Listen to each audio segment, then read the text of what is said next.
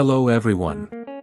In this video, we're going to dive into an interesting JavaScript code snippet that allows you to dynamically change a web page's title based on its visibility.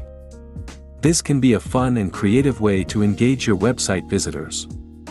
Let's jump right in. First, let's understand what this code does. We have a JavaScript snippet that listens for the visibility change event on the document.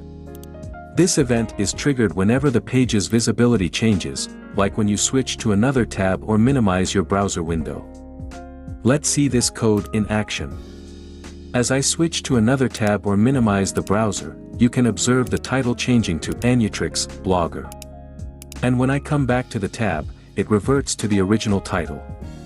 This dynamic title modification can be used to catch the user's attention or add a playful touch to your website. Behind the scenes, a timer, set timeout, is used to ensure that the temporary title remains for a specific duration, in this case, for seconds, before reverting to the original title. This adds a nice transitional effect. So, there you have it.